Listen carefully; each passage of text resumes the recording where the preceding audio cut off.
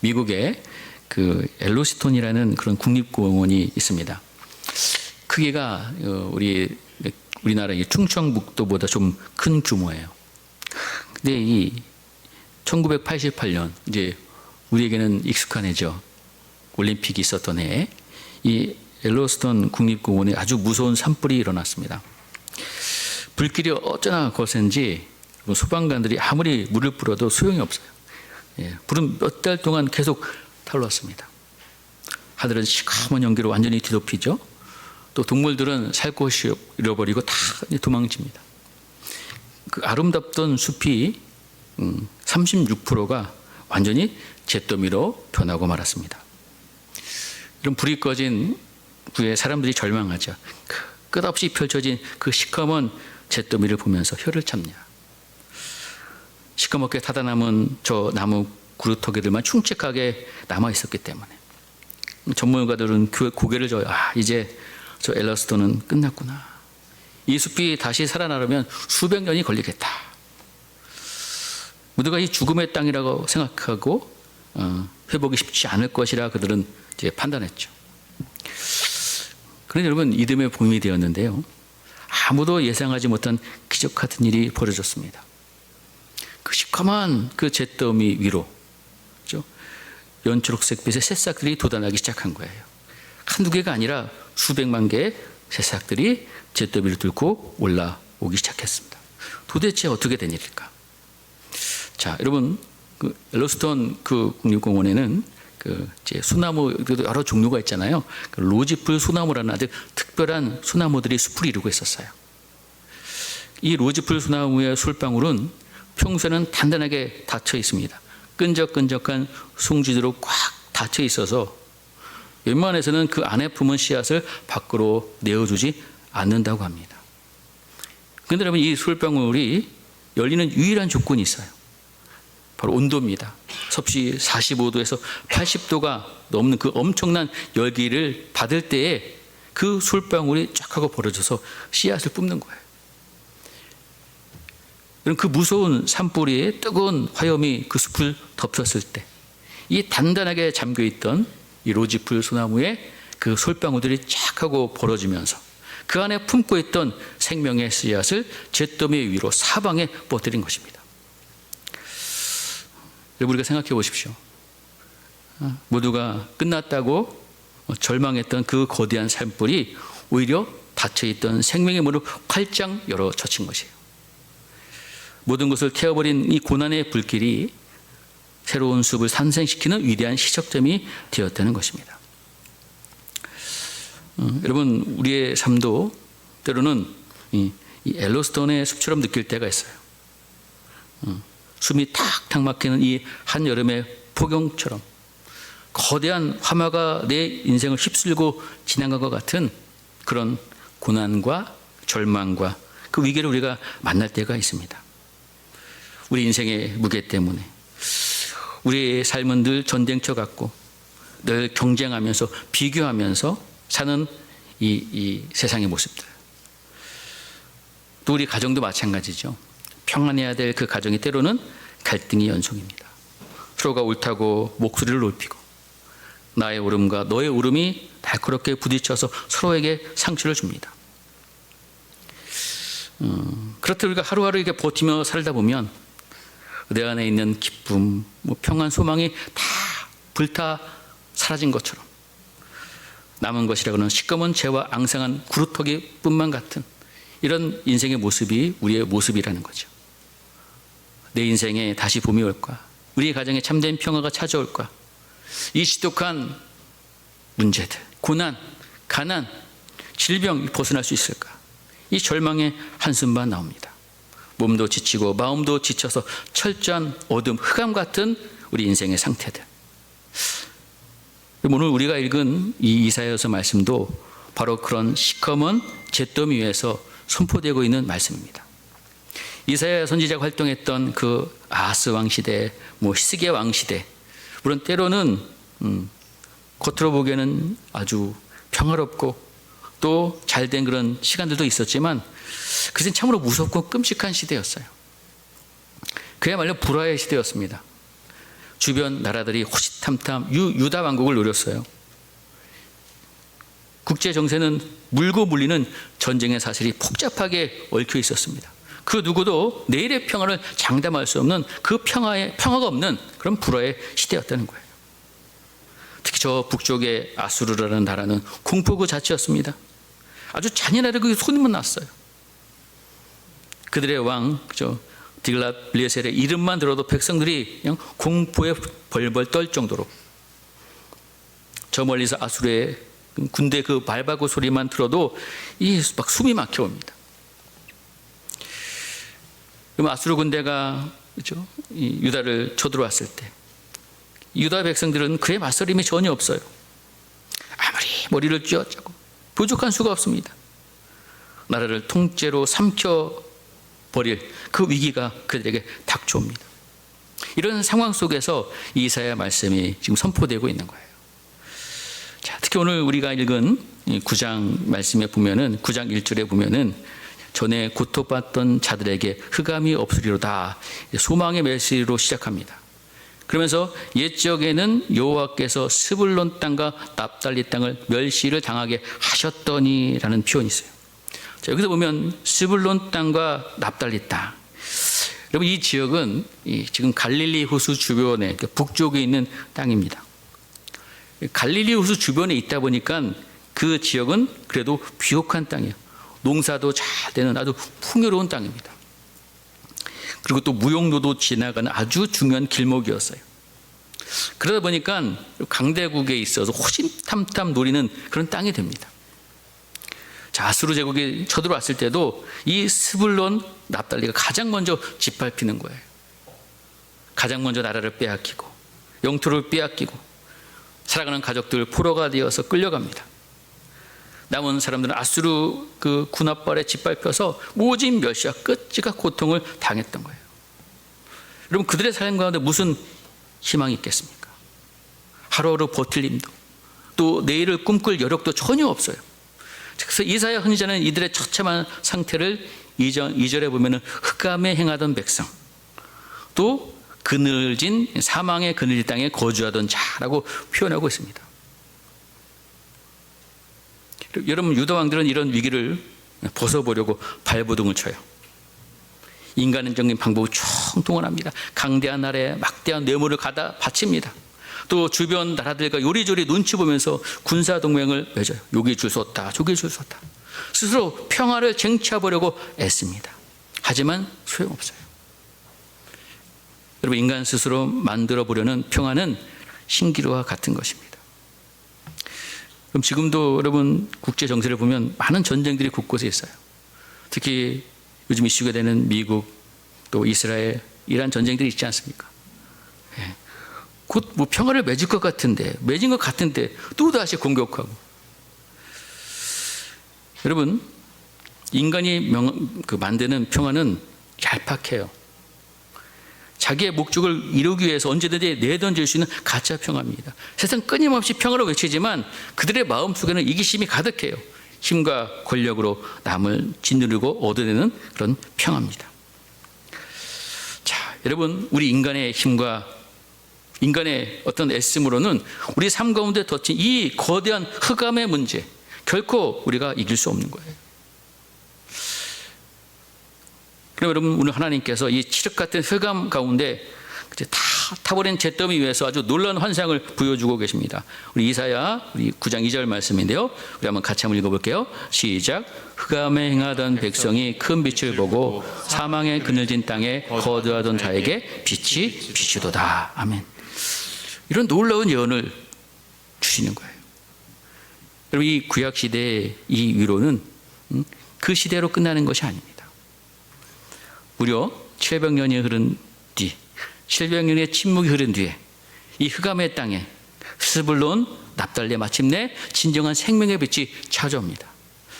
그리고 마태복음 4장에 보면요, 여러분 예수님께서 공생애를 시작하셔서 가장 먼저 찾아가신 곳이 바로 이 상처받은 땅, 이 멸시받은 땅, 흑암과 사망의 그런질 이 땅에 예수님께서 친히 찾아가 가셨어요. 만왕의 왕이신 예수님께서 그곳에 가신 겁니다. 아수르의 군화에 짓밟혔던 절망의 그 구루터기가 예수 그리스도의 복음이 시작되는 영광스러운 땅으로 뒤바뀌고 있다는 거죠. 그리고 이것이 바로 하나님의 은혜이죠. 이것이 바로 하나님의 역사입니다. 도대체 이 놀라운 기적을, 이 샬롬을 어떻게 가져오느냐? 어떤 뛰어난 영웅이 나타난 것이 아닙니다. 오늘 9장 6절에 보면은 그 존재에 대해서 표현하고 있어요. 우리 한번 9장 6절 다시 한번 읽어볼게요. 시작. 이는 한 아기가 우리에게서 낳고 한 아들을 우리에게 주신 바 되었는데, 여기까지 읽겠습니다. 여기까지 볼게요. 자, 여러분, 위대한 영웅이 아니에요. 그는 바로 아기의 아기. 아기가 오신대요. 근데 여러분, 성경은 이 아기가 장차 어떤 분이 되실지 4가지 놀라운 이름으로 우리에게 소개하고 있습니다. 자, 먼저 첫 번째, 그 아기의 이름이 뭐냐면, 이름은 기묘자라 묘사라. 기묘자요 모사. 여러분, 기묘하다라는 의미는 우리 영어 성경에 보니까 원더풀이라는 표현을 하고 있는데요.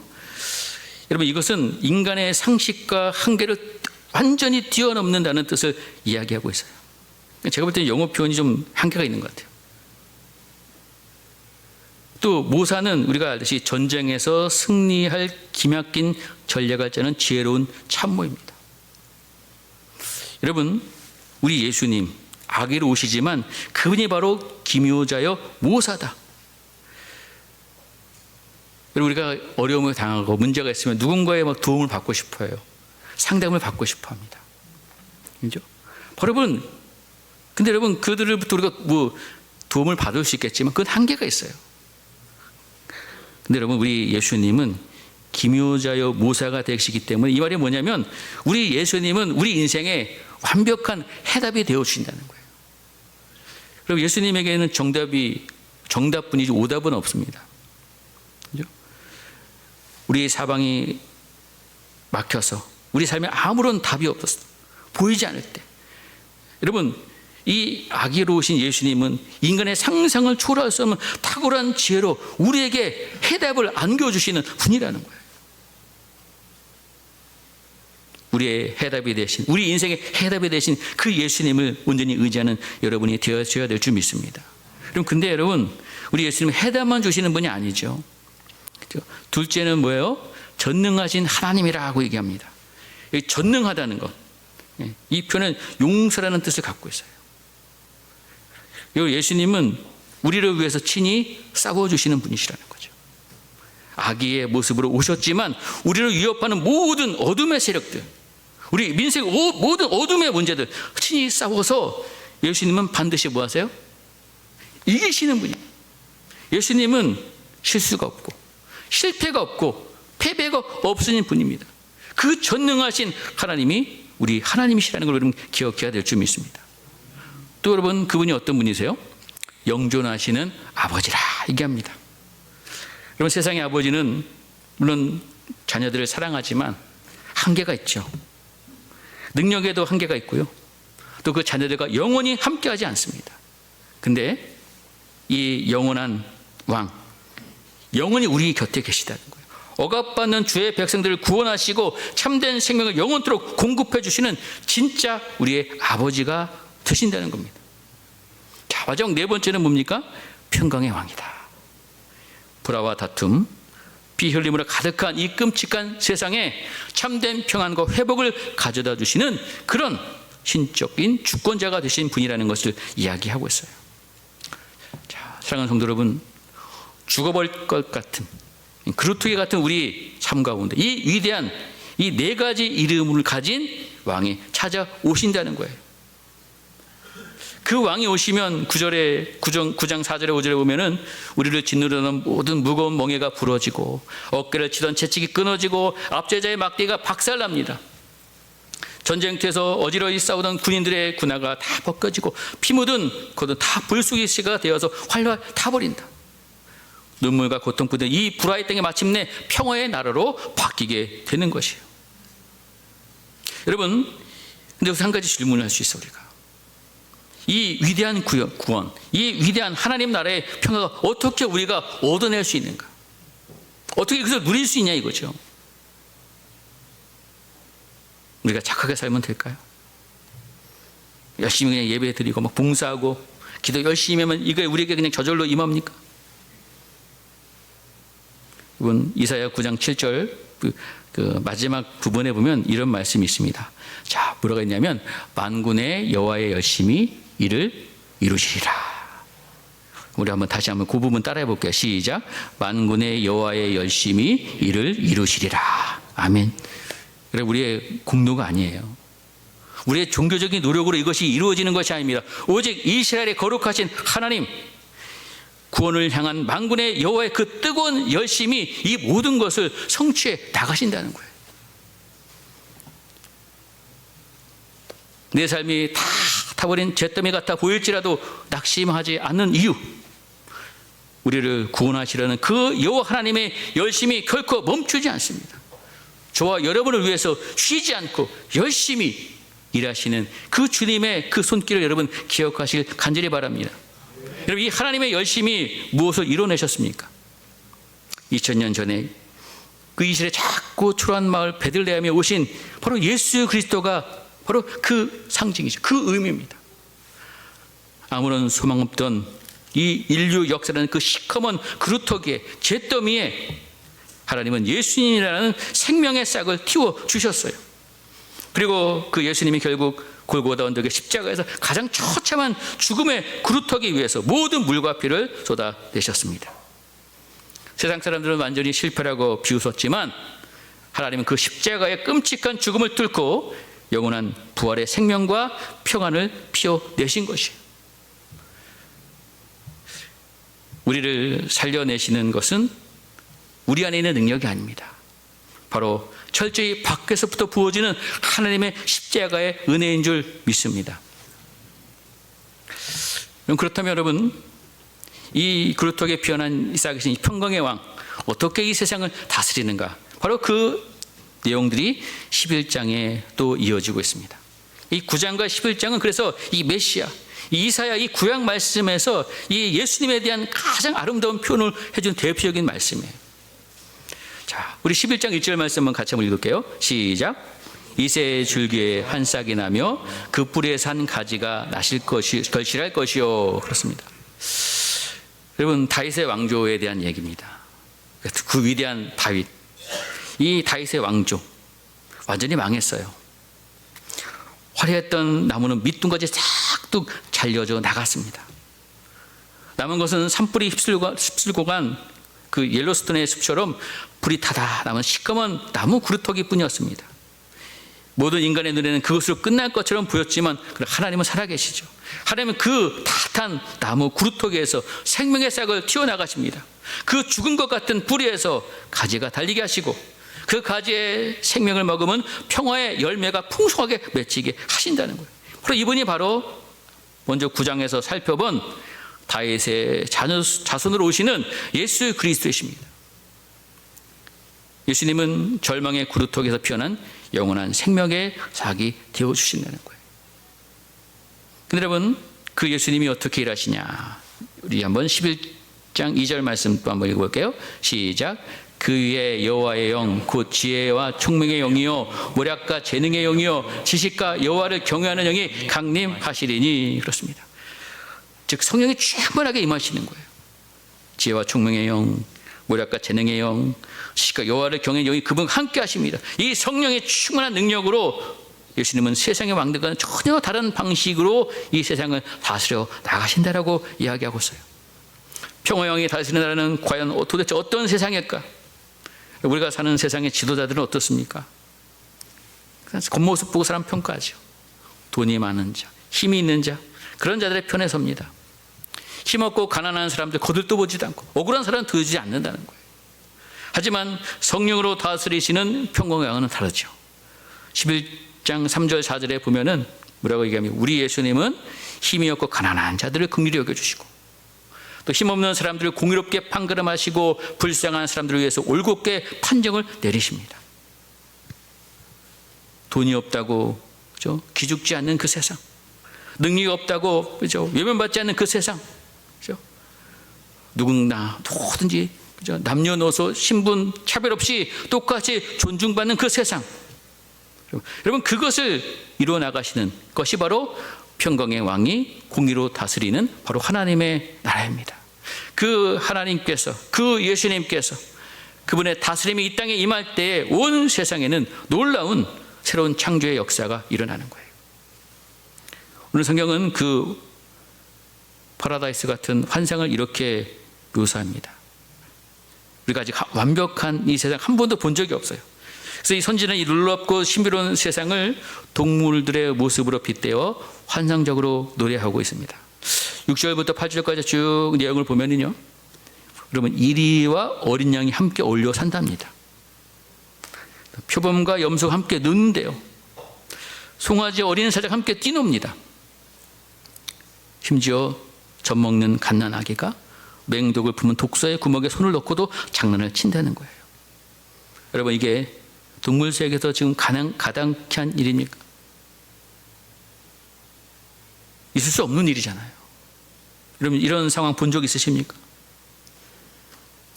사자와 일이 강한 자, 태어날 때부터 맹수로서 약한 짐승을 잡아먹어야만 생존할 수 있습니다.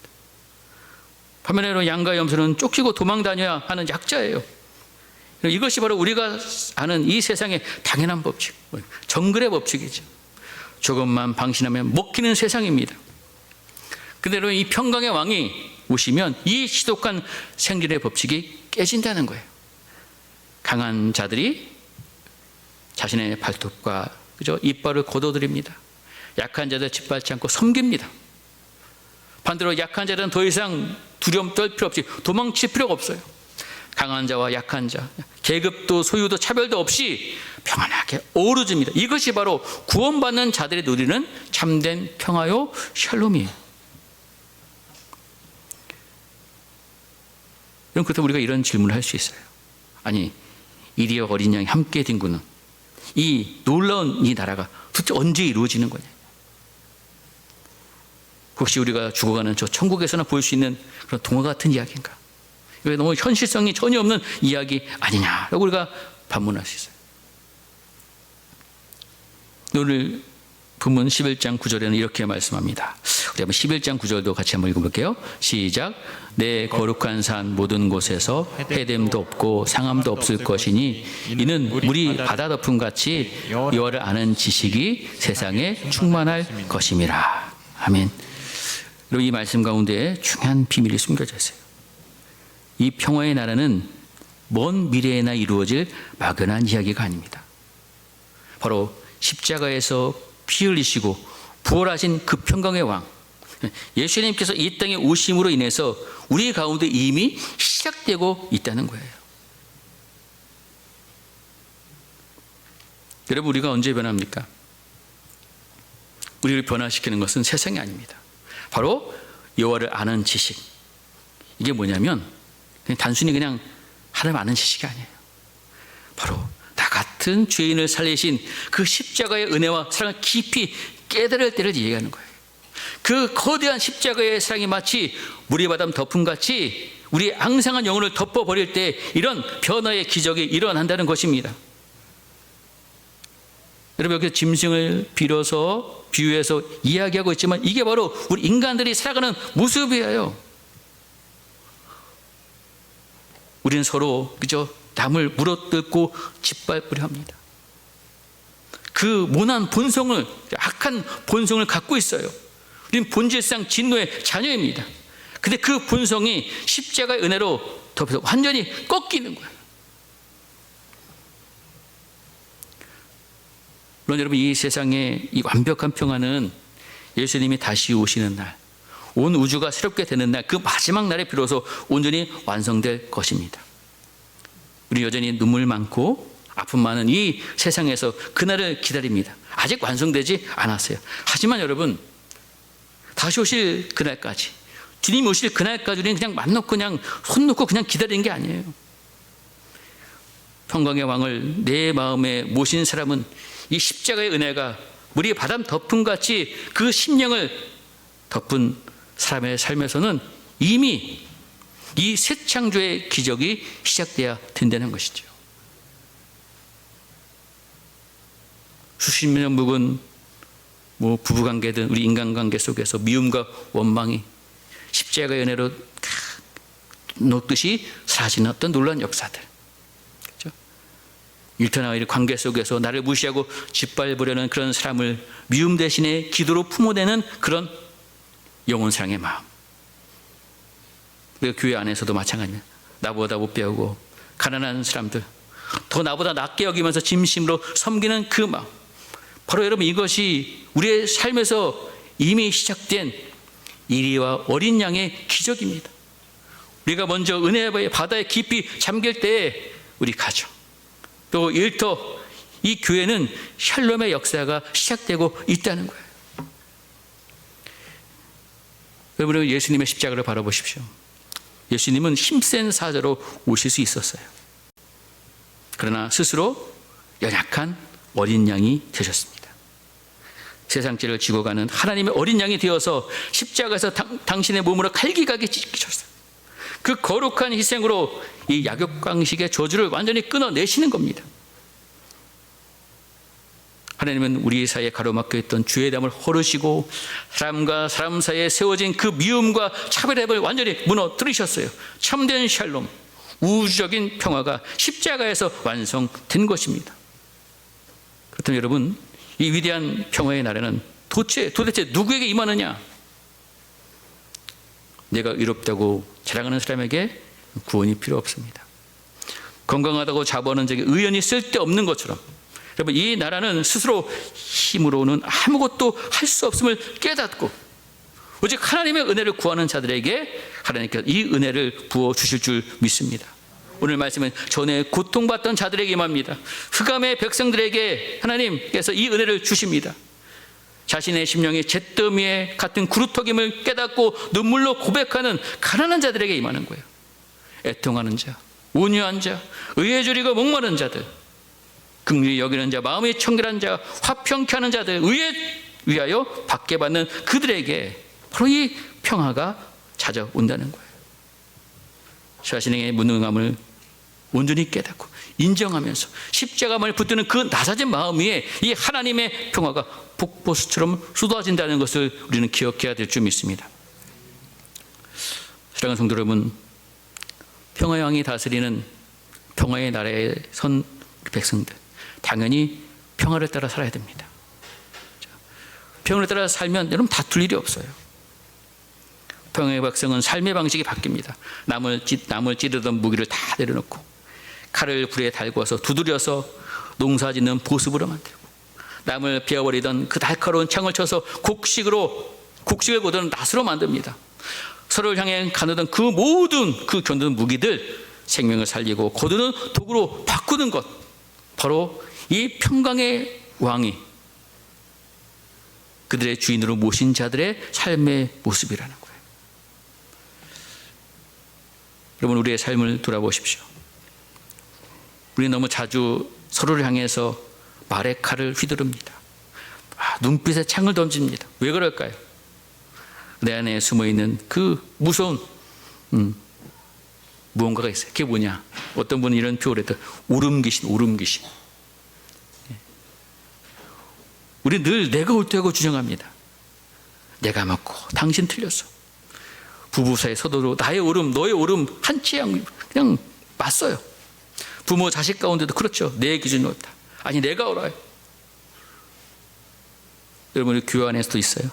사마리아, 예루살렘이 서로 다투고 시기 질투하는 것처럼 그런 갈등이 있습니다. 내 옳음을 증명하기 위해서 기어이 상대방에게 상처 입히고 피를 흘리게 만드는 거예요. 여러분, 이것은 하나님이 원하시는 평화의 나라가 아닙니다. 우리 기독교 신앙은 나 먹고 나 잘 사는 게 아니에요. 바로 이 평화를 밀고 나가야 됩니다. 평화의 왕이 오시면 내 안에 이 다리를 틀고 있던 이 오름귀신 물리쳐야 돼요. 끊어내야 됩니다. 내 고집, 내 주장, 십자가 다 내려놓고 상대방을 판단하고 정죄했던 그 마음 다 끊어내고 나보다 더 남을 낮게 여기는 그 예수님의 성품을 닮아가서 그 겸손의 열매들이, 예수님의 성품들이 싹트여지는 거예요.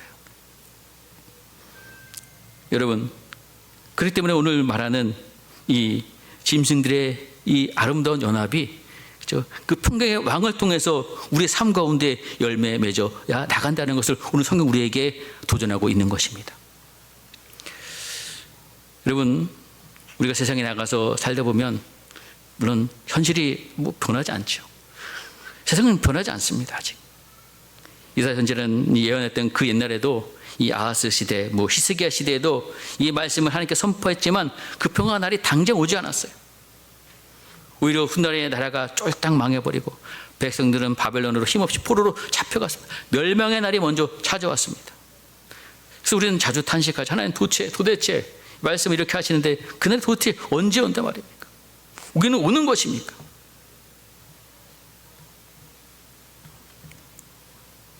여러분, 그럼에도 불구하고 우리는 이 십자가의 길을 걸어가야 됩니다. 이사야가 선포한 이 이리와 어린 양이 함께 눕는 그 완벽한 평화, 그죠? 그는 주님이 다시 오시는 날, 그죠? 온 우주적이고 종말적인 새 하늘과 새 땅에서 완성될 영광스러운 환상입니다. 그러나 여러분, 우리가 성경을 보면 성경에는 장차 이루어질 그런 될 일이 있고요, 또 이미 이루어진 된 일이 있습니다. 우리가 믿음으로 산다는 것은요, 장차 완성될 그 영광스러운 될 일을 굳게 믿고 오늘 나의 척박한 이 두려운 현실 속에서 그것을 끌어당겨서 이미 된 일처럼 살아내는 것이 믿음이에요. 될 일이지만 그 나에게 됐다라고 믿음으로 여기며 사는 것, 이것이 바로 이 시대를 살아가는 참된 믿음입니다.